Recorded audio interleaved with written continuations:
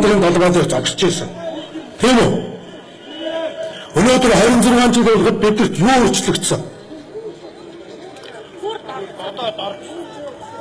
Тухайн үед бид нар социализмыг таягдан хаялаа гэж хууль зүйн эх оронтой боллоо, эрхчлөө мэдлээ гэж ирсэн. Өнөөдөр юу өөрчлөгдсөн?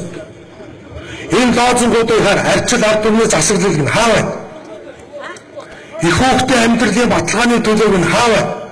Тэн дараа тусгай хангамжийн хязгаарлалыг нь хаа байна?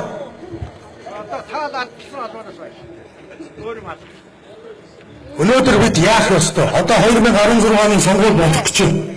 26 жил бид нар хэдхэн хүний заавар зааварчлагаар явлаа. Одоо гадныхантай нийлсэн. Газрын баялагийг гадныхантай нийлж сэм хуйлдан авдаг болсон. Аваад ирсэн.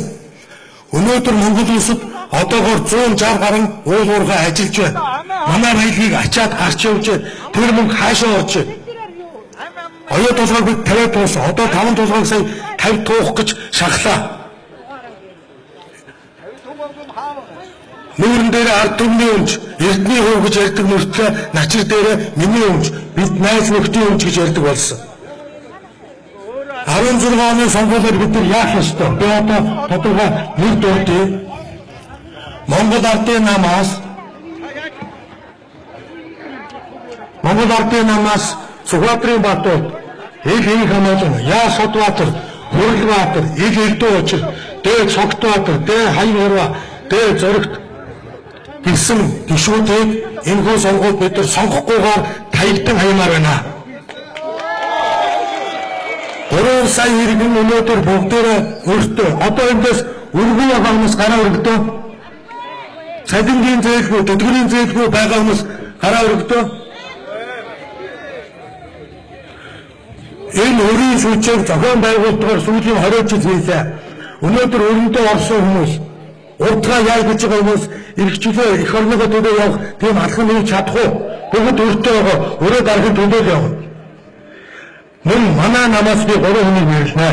Арчилсан намаас одоогийн ерөнхий сайд Ч сайхан бэлэг. Өөрөнгөө аймгаас байнга буюу хууль бусаар сонгогддог Г Батхүү. Мөн Сэлэн аймгаас байнга сонгогддог С Баярцогт гэсэн энэ 3 хүнийг энэ намайг энэ нэр дурдсан хүмүүсийг энэ сонгуульд нэр дэвшүүлэхгүй байх ёстой. Нэр дэвшүүл листэнд орох юм бол дэмжихгүй байх ёстой гэсэн ийм урайг би одоо энэ дээрээс уриалж байна. Мөн Монголын үндэсний ажилсан намаас Эмгсаахан гэж тухайн үед ажилсан намын бас дарга хийжсэн лидер гэж хэлэгддэг байсан хүн. Энэ хүнийг бол Эмгсаахан Чэйстэй таваараа Монголын үндэсний ажилсан намын дарга Эмгсаахан эх орондоо илэггүй ийм хүмүүсийг 16 онд бид нар дахин төрийн төшөө болгомооргүй байна. Өнөөдөр бид нар эх орноо авч үлдэх юм ариун сонгуульд орохгүй бол бидний өр ширээр далимдуулан хөгжин зовлонгоор далимдуулан энэ орныг хэдхэн хүн 20 дахин гэр бүл байгаа шүү. 20 дахин гэр бүлийг 3 сая монголчууд дийлэхгүй бол бидний хувьцаа хаашаа ирэхийг бүгдээрээ өнөөдөр энэ дээрээс тооцоож дахин цааш нь түгээмээр байна. Баярлалаа тав.